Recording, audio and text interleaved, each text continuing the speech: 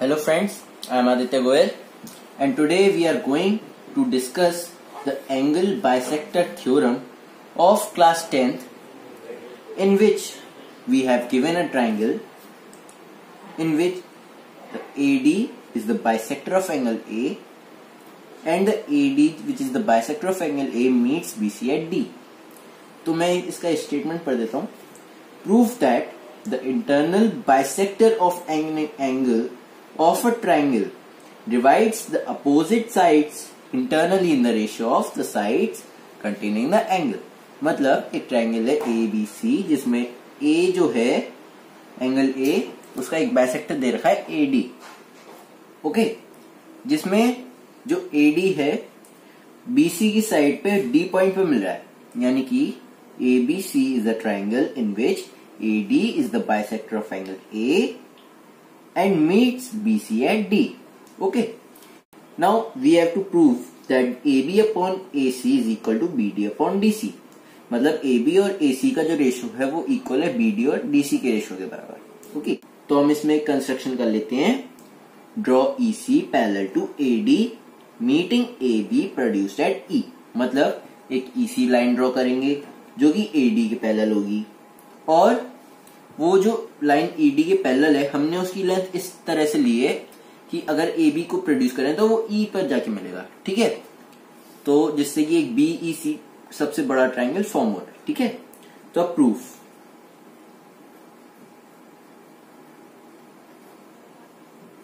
Proof कैसे करेंगे कि AB upon AC is equal to BD upon DC. तो उसके लिए क्या करेंगे, हम सिंपली देखेंगे कि AD और BC पैरेलल है. Since AD parallel to EC कहां से आई, हमने इधर कंस्ट्रक्शन करा है ना, तो फ्रॉम कंस्ट्रक्शन. ठीक है, फ्रॉम कंस्ट्रक्शन हमने ले ली AD पैरेलल टू EC. ठीक है, अब हम क्या देखेंगे, अगर हम इन दोनों लाइंस जो पैरेलल हैं उनमें AC को ट्रांसफर लेते हैं तो एंगल 2 और एंगल 4 इक्वल होंगे.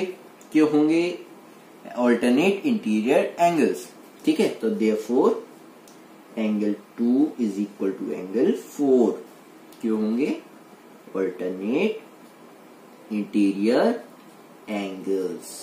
ठीक है, हमने ये लिख लिया कि angle 2 is equal to angle 4 because AC is transversal and these are alternate interior angles. ठीक है, now we take BE is a transversal and AD parallel to EC. ठीक है, तो उस केस में हम क्या करेंगे, जो एंगल 1 होगा वो एंगल 3 के इक्वल होगा. क्यों होगा, because these are corresponding angles. तो फिर से angle 1 is equal to angle 3. क्यों होगा, करस्पॉन्डिंग एंगल्स.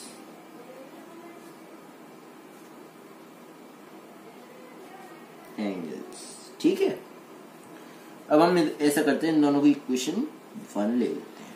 ठीक है, इक्वेशन 1 ले लिया, बट हमें गिवन क्या है, बट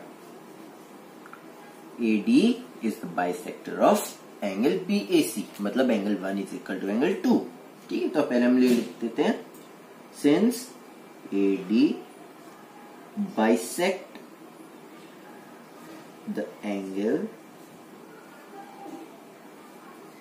BAC. ठीक है, कैसे, it is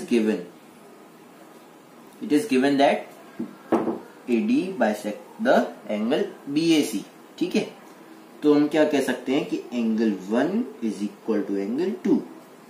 फिर से लिखता हूं, angle 1 is equal to angle 2. ठीक है, क्यों,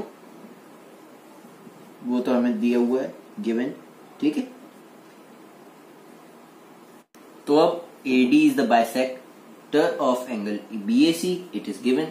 तो फिर से एक बार लिख देता हूं, angle 1 is equal to angle 2. ठीक है, now from equation 1 and 2, equation 1 और 2 क्या है, इक्वेशन 1 में हमें angle 2 is equal to angle 3 दे रखा है, और इक्वेशन 1 में ही हमें angle 1 is equal to angle 3 दे रखा है. लेकिन इक्वेशन 2 में हमें angle 1 is equal to angle 2 दे रखा है. तो अगर एंगल 1 और 2 इक्वल होंगे, एंगल 2 और 4 भी इक्वल हैं, और एंगल 1 और 3 भी इक्वल हैं, तो एंगल 4 और 3 इक्वल होंगे ना। तो हम इधर लिख लेंगे कि angle 3 is equal to angle 4। ठीक है, angle 3 is equal to angle 4, ये दोनों। ठीक है, लेकिन हम इसको ले लेते हैं इक्वेशन नंबर 3। ठीक है, now in triangle AEC, AEC triangle था ना जिसमें हमने 3 बराबर 4 करा है, तो हम इधर लिख लेते हैं angle 3 is equal to angle 4। क्यों? फ्रॉम इक्वेशन नंबर कौन सी? 3। ठीक है, फ्रॉम इक्वेशन 3 से हमने ये प्रूफ कर लिया। तो अब क्या करेंगे, ये भी आ गई। अब हम इस इधर देखेंगे ट्रायंगल AEC में एंगल 3 4 के इक्वल है। ठीक है, और इसमें अपोजिट साइड्स भी हैं इनके अपोजिट में। ठीक है, तो हम कह सकते हैं कि AC is equal to AE। क्यों AE और AC इक्वल क्यों हैं? Because these are the sides which are opposite to the equal angles. The sides which are opposite to equal angles are equal. So therefore AE is equal to AC. क्यों? Because these are the sides opposite to equal angles. ठीक है, तो हम इधर ले लेते हैं equation number 4।